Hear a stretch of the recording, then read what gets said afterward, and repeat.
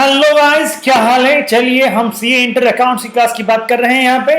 और CA inter accounts की class में हमारा चल रहा था फॉरेन ब्रांच अकाउंटिंग चल रहा था। और फॉरेन ब्रांच अकाउंटिंग में हमने देखा था दो तरह के हमारे पास में ऑपरेशंस होते हैं। एक तो होता है आईएफओ और एक होता है नॉन आईएफओ। अगर मैं कहता हूं आईएफओ का मतलब क्या था, आपका इंटीग्रल पार्ट था कि जो एक्टिविटी आपका हेड ऑफिस कर रहा है वही एक्टिविटी ब्रांच भी वहां पे कर रहा है, वो अपनी तरफ से 3-5 नहीं करता। जबकि नॉन आईएफओ क्या है, जो एक्टिविटी हेड ऑफिस कर रहा है वह एक्टिविटी ब्रांच तो कर रहा ही है, साथ साथ में और दूसरी एक्टिविटी भी वह अपने यहाँ पे अपने हिसाब से चला रहा है, यानी वह थोड़ा सा स्वतंत्र रहना पसंद करता है। आइए, तो जब अगर आपका ब्रांच नॉन आईएफओ हो, अगर आपका ब्रांच नॉन आईएफओ हो, तो फिर किस तरह से ट्रांसलेट किया जाएगा, किस तरह से उस ब्रांच के ट्रायल बैलेंस को हेड ऑफिस की करेंसी में ट्रांसलेट किया जाएगा, आइए देखते हैं। अच्छा, ये ट्रांसलेशन वगैरह ये सब कहां दिया हुआ है, ये अकाउंटिंग स्टैंडर्ड 11 में दिया हुआ है। तो ये जो सारी बातें हम पढ़ रहे हैं ना बेटा, ये एएस 11 की सारी बातें पढ़ रहे हैं हम। तो अब हम आज देखते हैं कि किस तरह से अगर मेरा नॉन फॉरेन ऑपरेशन है, नॉन फॉरेन ऑपरेशन का मतलब क्या हो गया, नॉन इंटीग्रल फॉरेन ऑपरेशन। यदि एनआईएफओ है तो मैं किस तरह से अपने ट्रायल बैलेंस के आइटम को मैं किस में कन्वर्ट करूंगा, मैं अपने होम करेंसी में, मैं अपने हेड ऑफिस की होम करेंसी में कन्वर्ट करूंगा। आइए सबसे पहले देखें, बहुत सिंपल है ये। इंटीग्रल के कंपैरिजन में सिंपल है, हालांकि इंटीग्रल भी सिंपल है, उससे भी सिंपल है। ये देखो, मोस्टली क्लोजिंग रेट। यहां पे अगर मैं बात कहूं, नॉन मॉनेटरी आइटम हो चाहे मॉनेटरी आइटम हो चाहे कैसे भी आइटम हो, यहां पे तो बाबू एक ही रेट है। कौन सी रेट? Closing rate. कौन सी रेट? Closing rate. समझ में आया? चाहे आपका मॉनेटरी आइटम है, चाहे आपका नॉन मॉनेटरी आइटम है, चाहे आपका डेप्रिसिएशन है, यानी चाहे आपका करंट एसेट्स है, चाहे आपका फिक्स एसेट्स है, चाहे उससे रिलेटेड डेप्रिसिएशन है। किससे रिलेटेड? फिक्स एसेट से रिलेटेड डेप्रिसिएशन है। उन सबको हम कन्वर्ट करेंगे किस रेट में बाबू? हम उन सबको कन्वर्ट करेंगे हमारे किस रेट में? दैट इज क्लोजिंग रेट में। समझ में आ गई बात? क्लोजिंग रेट से उनको कन्वर्ट करेंगे। अच्छा, उसके बाद में क्या, अगर आपका क्लोजिंग स्टॉक है, क्लोजिंग स्टॉक है, क्लोजिंग स्टॉक भी कौन सी रेट से होता है आपका? क्लोजिंग स्टॉक भी आपका क्लोजिंग रेट से होता है। क्लोजिंग स्टॉक भी कौन सी रेट से होता है आपका? क्लोजिंग रेट से होता है। और ओपनिंग स्टॉक किस रेट से होता है आपका? ओपनिंग रेट से होता है। समझ में आ रहा है? अदर रेवेन्यू आइटम का मतलब क्या? एक्चुअल, इसमें वही बात है, अगर एक्चुअल एक्सचेंज रेट है और नहीं तो फिर क्या होगा, other revenue item average rate लेना पड़ेगा। अब एवरेज रेट यहां सही भी है बेटा। सही क्यों, कैसे? कि जैसे सैलरी दी है तो आपने 12 महीने ही सैलरी दी है, तो जब ब्रांच ने अपने यहाँ पे सैलरी दी होगी, जब ब्रांच ने अपने यहाँ पे बेटा जी सैलरी दी होगी, तब 12 बार सैलरी दी है, 12 बार अलग अलग एक्सचेंज रेट है, तो एक्चुअल एक्सचेंज रेट निकालना बड़ा मुश्किल काम हो जाता है। इसलिए हम क्या काम करते हैं यहाँ पे, यूजुअली क्या लेते हैं यहाँ पर, that is called the average rate लेते हैं। क्या रेट लेते हैं बेटा? एवरेज रेट लेते हैं।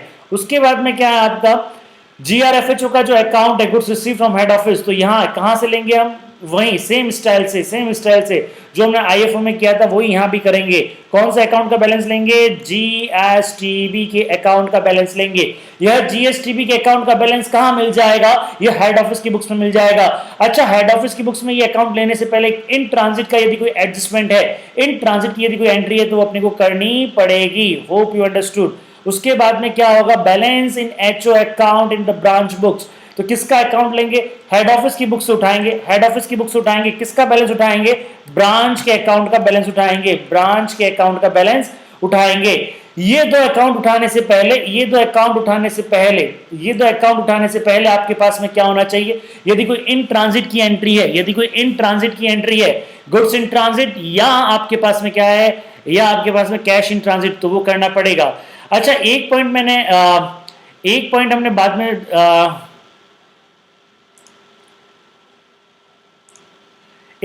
में अपन ने डिस्कस नहीं किया था, तो रेमिटेंस। क्या था ये पॉइंट? रेमिटेंस का मतलब क्या होता है? रेमिटेंस का मतलब होता है कि यदि सपोज कीजिएगा हेड ऑफिस कुछ कैश भेज रहा है, या जनरली क्या होता है, ब्रांच हेड ऑफिस को रेमिटेंस करता है। ब्रांच हेड ऑफिस को क्या करता है? रेमिटेंस करता है। तो अगर रेमिटेंस आपको दिया हुआ है तो एक्चुअल एक्सचेंज रेट से उसका काम होगा। जनरली कम दिया होता, लेकिन फिर भी अगर रेमिटेंस आपको अलग से दिया हुआ है कि इतना पैसा भेजा गया है, उसकी एंट्री अभी तक हमने की नहीं है, तो वो एंट्री जो हमें करनी पड़ेगी, यानी ब्रांच ने इतना पैसा भेज दिया, वो एंट्री की नहीं है, तो जो एंट्री करनी पड़ेगी बेटा, वो एंट्री हमें किससे करनी पड़ेगी? वो एक्चुअल रेमिटेंस से करनी पड़ेगी, एक्चुअल एक्सचेंज रेट से करनी पड़ेगी। समझ में आ गई ये चीज? अच्छा, उसके बाद में क्या है? कंटीजेंट लायबिलिटी क्या है आपका? Closing rate. कंटीजेंट लायबिलिटी क्या है? Closing rate. ये सब करने के बाद में तो इसमें मोटा मोटी क्या काम है? इसमें एक तो क्लोजिंग रेट, क्लोजिंग ओपनिंग और एवरेज, बस 3 ही रेट काम आती है। इसमें फिक्स एसेट्स को परचेज किया था उस दिन क्या रेट थी? फिक्स एसेट्स को परचेज किया था उस दिन क्या रेट थी? उसको ध्यान में ही नहीं रखना बॉस, उसको ध्यान में ही नहीं रखना। उसके बाद में क्या था आपका? दैट इज, उसके बाद में क्या है आपके पास में? तो वही, अगर ब्रांच की बुक्स में goods received from head office का बैलेंस मुझे अगर कन्वर्ट करना है तो मुझे किसका बैलेंस लेना पड़ेगा? हेड ऑफिस की बुक्स में से मैं किसका बैलेंस उठाऊंगा? जीएसटीबी का बैलेंस उठाऊंगा। किसका बैलेंस उठाऊंगा? मैं जीएसटीबी का अकाउंट का बैलेंस उठाऊंगा। और अगर मुझे ब्रांच की बुक्स में हेड ऑफिस का बैलेंस जो है उसको मुझे अपने होम करेंसी में कन्वर्ट करना है, तो वो मैं फिर क्या, किससे क्या मल्टीप्लाई करूंगा? नहीं करूंगा, मैं सीधा सीधा क्या उठा लूंगा? मैं सीधा सीधा हेड ऑफिस की बुक्स में जो ब्रांच का अकाउंट का बैलेंस है उसको उठा लूंगा। समझ में आ रही है बात? हाँ जी। उसके बाद में क्या होता? उसके बाद में, अच्छा ये सब हमने लिख लिया, ये सब हमने लिख लिया। अब लिखने के बाद में क्या होता है कि हमारा क्या हो गया? अब जो ट्रायल बैलेंस था जो कि विदेशी मुद्रा में था, जो कि फॉरेन करेंसी में था, उसको मैंने किस में कन्वर्ट कर दिया? होम करेंसी में कन्वर्ट कर दिया। किस में कन्वर्ट कर दिया बेटा जी? होम करेंसी में मैंने उसको कन्वर्ट कर दिया। अब होम करेंसी में कन्वर्ट करने के बाद में देखना, बाद में, क्योंकि क्या है, मैंने अलग अलग ट्रायल बैलेंस के अलग अलग आइटम को मैंने अलग अलग एक्सचेंज रेट से मल्टीप्लाई किया, तो मल्टीप्लिकेशन करने के बाद में जो होम करेंसी का अमाउंट आया है, अगर मैं डेबिट की टोटल लगाऊंगा, क्रेडिट की टोटल लगाऊंगा, तो जनरली वो इक्वल नहीं आएगी। जनरली वो इक्वल नहीं आएगी। तो अगर वो इक्वल नहीं आएगी तो जो भी डिफरेंस होता है वो फॉरेन एक्सचेंज फ्लक्चुएशन रिजर्व में जाता है। इसमें देखिए समझिएगा, आईएफओ के अंदर क्या था? आईएफओ के अंदर जो भी डिफरेंस होता है उस डिफरेंस को हम इनकम या एक्सपेंस मान के कहां से राइट ऑफ कर देते? पी&एल से राइट ऑफ कर देते। लेकिन यहां पे पी&एल से राइट ऑफ नहीं करते हैं। नॉन आईएफओ में जो आपका एक्सचेंज डिफरेंस होता है उस एक्सचेंज डिफरेंस को हम पी&एल से राइट ऑफ नहीं करते हैं, उसको हम बैलेंस शीट में फॉरेन एक्सचेंज फ्लक्चुएशन रिजर्व, उसको हम बैलेंस शीट में, या फॉरेन करेंसी ट्रांसलेशन रिजर्व, ये किसी भी नाम से दिखाओ, उस नाम से हमको उसको बैलेंस शीट में दिखाना होता है। बैलेंस शीट के अंदर दिखाना होता है। समझ में आ गई बात? अगर वो क्रेडिट साइड का लिखा हुआ क्रेडिट बैलेंस है तो बैलेंस शीट की लायबिलिटी साइड में आ जाएगा, और अगर आपका एसेट साइड का डेबिट बैलेंस है तो जनरली क्या होगा? आपका क्रेडिट बैलेंस होगा तो लायबिलिटी साइड में आएगा, लेकिन अगर डेबिट बैलेंस है तो उसको भी फिर हम क्या करेंगे? एसेट साइड में लिखेंगे। तो नॉन इंटीग्रल फॉरेन ऑपरेशन का जो भी आपका balancing figure of fluctuation reserve का जो भी बैलेंसिंग फिगर होता है, वह बैलेंसिंग फिगर हम पी&एल से राइट ऑफ नहीं करते हैं और एक्यूमुलेटेड करते हैं in foreign currency translation reserve. समझ में आ रही है बात? हाँ जी। अब ये क्या है? Until the disposal of net investment, ये क्या बोला है? दैट वी विल डिस्कस अलग से। Hope you understood. समझ में आया सब आपको? चलिए, तो ये इंटीग्रल और नॉन इंटीग्रल समझ में आ गया। अब क्या होगा? अब कभी कभी क्या होता है? कन्वर्जन भी हो सकता है। कभी कभी क्या होता है? कन्वर्जन भी हो सकता है। तो कन्वर्जन इंटीग्रल से नॉन इंटीग्रल या नॉन इंटीग्रल से इंटीग्रल, वो कन्वर्जन क्या होता है वो भी हम बाद में डिस्कस करेंगे। अभी तो हम सिंपल सा बात कर रहे हैं कि कुछ भी नहीं है भैया, सीधा सीधा है आपका हेड ऑफिस का ट्रायल बैलेंस, आपका हेड ऑफिस का ट्रायल बैलेंस है, आपका ब्रांच का ट्रायल बैलेंस है। ब्रांच के ट्रायल बैलेंस को पहले हमें होम करेंसी में कन्वर्ट करना है, उसको फिर हमें हेड ऑफिस के ट्रायल बैलेंस में मर्ज करना है या हेड ऑफिस की बुक्स में मर्ज करना है। समझ में आ गई? चलिए, एक क्वेश्चन हो जाए इसके लिए। जो क्वेश्चन 1 हमने किया था, if you remember, initially question 1 हमने किया था, कल हमने क्वेश्चन 1 किया था, उसी क्वेश्चन को हम आज कर लेते हैं। और उसी क्वेश्चन को हम करते हैं किससे? उसी क्वेश्चन को हम करते हैं बेटा, ये आपका क्वेश्चन था, ये आपका क्वेश्चन, आपका अगर मैं कहूँ तो क्वेश्चन नंबर 1 ये आपका था। इसमें आपका करेंसी, इसमें अगर मैं बात कहता हूँ यहाँ पे देखिए, अगर मैं बात कहूँ यहाँ पे, यहाँ पे ये क्वेश्चंस थे आपके, था ये क्वेश्चंस था कि आपका फिक्स एसेट्स कितना है, ओपनिंग स्टॉक कितना है, परचेज, ये सारी बातें आपको दे रखी थी।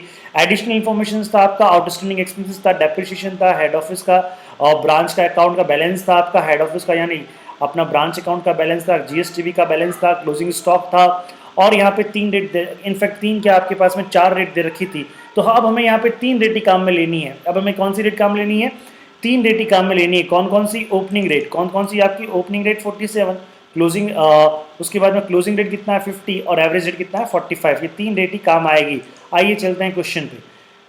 तो फिक्स एसेट्स आपका 46080 क्यों हो गया? क्योंकि इस पर डेप्रिसिएशन चार्ज हो गया। समझ में आ रही बात? हमने डेप्रिसिएशन, अब समझिएगा इसमें थोड़ा सा समझें, ये जो भी एडजस्टमेंट्स है ना, इस एडजस्टमेंट की एंट्रीज पास करनी है। पहले आपको इस एडजस्टमेंट की एंट्री पास करनी है। वो एडजस्टमेंट की एंट्री जो होती है बेटा, वह एडजस्टमेंट की एंट्री इसी आपके पास में फॉरेन करेंसी में होती है। वह जो एडजस्टमेंट की एंट्री पास ऑन होती है वो उसी फॉरेन करेंसी के अंदर ही होती है। जैसे एक्सपेंसेस आउटस्टैंडिंग, तो हमने पहले एक एंट्री पास की होगी। क्या पास की होगी?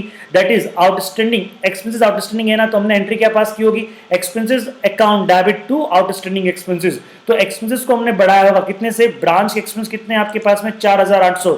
4800 प्लस मैंने 400 कर दिया होगा, तो ये कितना हो गया होगा? 5200 आ गया होगा, प्लस एक नई एंट्री और आ गई होगी आउटस्टैंडिंग एक्सपेंसेस की क्रेडिट में। डेप्रिसिएशन की मैंने क्या एंट्री करी होगी? डेप्रिसिएशन की मैंने एंट्री करी होगी depreciation account debit to fix assets. मेरा फिक्स एसेट्स 10% से कम हो जाएगा, तो उतने ही रुपए का एक डेप्रिसिएशन अकाउंट का डेबिट बैलेंस खड़ा हो जाएगा। तो इस तरह से ये सारी एंट्री। अच्छा, और इसकी कोई एडजस्टमेंट एंट्री करनी नहीं होती, इसकी एडजस्टमेंट एंट्री करनी नहीं होती, क्लोजिंग स्टॉक की एडजस्टमेंट एंट्री करनी नहीं होती। क्यों? क्योंकि क्लोजिंग स्टॉक को ट्रायल बैलेंस में नहीं दिखाया जाता। क्लोजिंग स्टॉक तो अलग से ही आता है, उसकी तो एंट्री अलग से ही करते हैं। उसकी क्लोजिंग स्टॉक की एडजस्टमेंट एंट्री क्या होती है पता है आपको? That is trading. अगर मैं बात करता हूं, उसको हम ट्रेडिंग अकाउंट में कहां दिखाते हैं? क्रेडिट साइड में। ट्रेडिंग अकाउंट में कहां दिखाते हैं उसको? हम क्रेडिट साइड में दिखाते हैं। तो क्लोजिंग स्टॉक की एंट्री क्या हो जाएगी? Closing stock account debit to trading account. तो वो अलग से होगा, वो ट्रेडिंग अकाउंट में भी उसका इंपैक्ट आएगा, फिर बैलेंस शीट में भी उसका इंपैक्ट जाएगा। समझ में आ रही बात? तो अभी ये जो ट्रायल बैलेंस उसको कन्वर्ट करना, ये जो ट्रायल बैलेंस को हमें कन्वर्ट करना है बेटा, इस ट्रायल बैलेंस को कन्वर्ट करने से पहले ये 2 एडजस्टमेंट एंट्री अपने को, छोटी सी एडजस्टमेंट एंट्री करनी है। कर लोगे ना बेटा? छोटी सी एडजस्टमेंट एंट्री करनी है। ये क्वेश्चन करना है सब, आपको ध्यान रहे, क्वेश्चन करना है। समझ में आएगी बात? हाँ जी। तो ये छोटी सी एंट्री करनी है, तो छोटी सी एंट्री हम यहाँ पे करेंगे। तो देखिएगा, अब छोटी सी एंट्री करते हैं, हमारा फिक्स एसेट्स का बैलेंस कितना हो गया? 46080, और यहाँ पे इसका बैलेंस कितना हो गया? 4120। डेप्रिसिएशन ऑन फिक्स एसेट्स 10% था। अच्छा, रेट कौन सी? मजेदार बात है, रेट कौन सी? Closing rate. कौन सी रेट? Closing rate. बिकॉज क्या है ये? Non integral foreign operation. Question number 2 क्या था आपका? देखिएगा, assuming that the branch in the previous question is a non-integral foreign operation, तो यहाँ पे क्या है? Closing rate. भाई वहां पे क्या थी आपकी? डेट। कौन सी डेट थी? कौन सी डेट थी? जिस डेट को आपने एसेट्स को परचेज किया था, जिस डेट को आपने फिक्स एसेट्स को परचेज किया था, उस डेट को क्या रेट थी, वो रेट हम यहाँ पे लगाते थे। लेकिन यहाँ पे क्या लगाएंगे? क्लोजिंग रेट लगाएंगे। तो 4680 को मैं मल्टीप्लाई करूंगा 50 से, तो मेरा कितना अमाउंट आ जाएगा? That is 23,04,000। समझ में आ रहा है? ये भी किस रेट से होगा आपका? ये भी क्लोजिंग रेट से होगा, और डेप्रिसिएशन अमाउंट भी आपका यहाँ पे आ गया। कुल मिला के क्या है कि मैंने 51,000 जो था आपका 5,12,000 था, या 51,200 था, $51,200 था, उसको मैंने क्या किया? 2 पोर्शन में डिवाइड कर दिया। 10% का डेप्रिसिएशन और बाकी का फिक्स एसेट्स का net value. Hope you understood. Opening stock का रेट कौन सा होता है आपका? ओपनिंग रेट कितना था आपका? 47। तो 22,400 को मैं 47 से मल्टीप्लाई करूंगा तो कितना आ जाएगा? 10,52,800। समझ में आ रहा है ये बात? परचेज ये revenue item average rate 45। Average अपने को निकालना नहीं है भैया, चलो एवरेज रेट दे रखी है तो अपने को निकालने की आवश्यकता नहीं है। तो ये क्या होगा आपका? 45 से होगा। समझ में आ रहा? Sales revenue average rate. Hope you understood. उसके बाद में क्या है? Goods send from head office same रहेगा। Goods send from head office का मतलब क्या हो गया? जीआरएफ। गुड्स सेंड यहाँ पे एक काम कर देते हैं, goods received from head office कर देते हैं। गुड्स सेंड फ्रॉम नहीं करते हैं अपन, goods received from head office कर देते हैं। जीआरएफएचओ कर देते हैं। तो यहाँ पे क्या होगा? जीएसटीबी का बैलेंस ले लिया जाएगा। क्या होगा? जीएसटीबी का सीधा बैलेंस ले लिया जाएगा। वो कितना आपका? 15,80,000। समझ में आया? कैरेज इनवर्ड कौन सा है? रेवेन्यू आइटम तो एवरेज रेट। समझ में आ गई ये बात? उसके बाद में ब्रांच एक्सपेंसेस रेवेन्यू आइटम तो एवरेज रेट। उसके बाद में क्या है आपके पास में? Outstanding expenses, closing outstanding expenses, liabilities है भैया, लायबिलिटीज है, तो लायबिलिटीज है तो क्या हो गया आपका क्लोजिंग लायबिलिटी, करंट एसेट्स या करंट लायबिलिटीज कौन सी रेट, क्लोजिंग रेट, तो क्लोजिंग रेट में कितना आ जाएगा आपका 20,000। समझ में आ रहा है जी, बिल्कुल समझ में आ रहा है 100%। हेड ऑफिस अकाउंट का बैलेंस, तो हेड ऑफिस की बुक्स में कौन सा अकाउंट का बैलेंस ले लेंगे, ब्रांच अकाउंट का बैलेंस ले लेंगे, कितना था वो था आपका 20,50,000, याद है ना आपको, वो कितना था आपका 20,50,000, ये देखिए यहाँ पे था 20,50,000, ये देखिए कि हेड ऑफिस की बुक्स में ब्रांच का बैलेंस कितना हो रहा है 20,50,000 हो रहा है, कितना हो रहा है 20,50,000 हो रहा है, समझ में आया था ना ये चीज़ आपको। अच्छा, उसके बाद में क्या था आपके पास में ट्रेड डेटर्स कौन सी रेट रही, closing rate, because assets liabilities, closing rate कितना है आपका 50 से आपने किया ये किया 4,80,000। ट्रेड क्रेडिटर्स कितना रही, क्लोजिंग रेट कितना, क्या क्लोजिंग रेट 3,40,000। समझ में आ रहा है जी, बिल्कुल समझ में आ रहा है सर, परफेक्टली समझ में आ रहा है।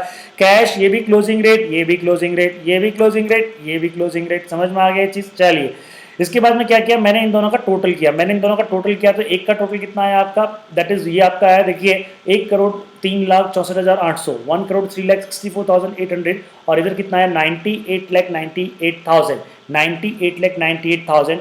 तो जो एक्सचेंज डिफरेंस है यानी डेबिट साइड ज़्यादा है, क्रेडिट साइड में मुझे कुछ लिखना पड़ेगा।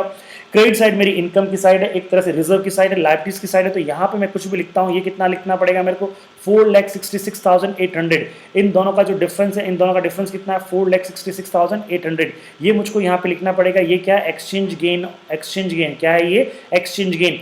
अब चूंकि ये नॉन आईएफओ है, नॉन आईएफओ में ये बैलेंस कहाँ जाएगा, ये बैलेंस जाएगा बैलेंस शीट के रिजर्व एंड सरप्लस में, बैलेंस शीट के लायबिलिटी साइड के रिजर्व एंड सरप्लस में, फॉरेन ट्रांसलेशन रिजर्व के नाम से, फॉरेन करेंसी ट्रांसलेशन रिजर्व के नाम से चला जाएगा।